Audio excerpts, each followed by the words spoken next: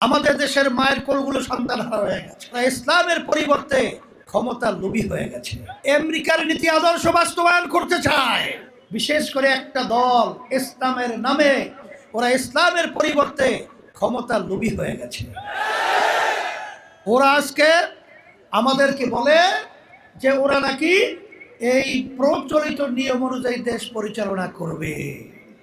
আমি বলবো, প্রচলিত নিয়ম অনুযায়ী দেশ পরিচালনার মাধ্যমেই তো আমাদের দেশের মায়ের কোলগুলো সন্তানহারা হয়ে গেছে। আজকে হাজার হাজার লক্ষ কোটি টাকা আমাদের দেশ থেকে বিচার পাচার হয়ে গেছে। এই আইনের মাধ্যমেই পরিচালিত হয় আমাদের দেশের মধ্যে দুর্নীতিতে 5 বার চোরের দিক থেকে ফার্স্ট হয়েছে।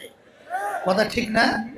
এই জন্য আমি সকল ক্ষুধার্ত আহ্বান জানাবো, যারা নাকি ইসলামের লেবেল লাগিয়ে, যারা নাকি এমইটি স্বর্ণ চেনেন, এমইটি স্বর্ণ দেখতে মনে হয় যেন চকচক করে স্বর্ণ, আসলে মূলত স্বর্ণ নয়, ওটা হইল একটা উপরে লেবেল লাগাইছে স্বর্ণে, ভিতরে কিন্তু অন্য কিছু, ভিতরে হইল স্বর্ণের পরিবর্তে অন্য কিছু।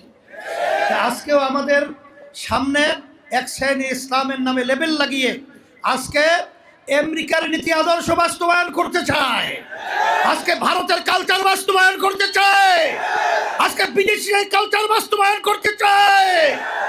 আমি নোয়াখালী আমার ভাইদেরকে, বাংলাদেশের মানুষকে আমি বলবো, আমরা ধোঁকাবাজি স্বর্ণ দেখতে চাই না, আমরা ছড়ি স্বর্ণ দেখতে চাই।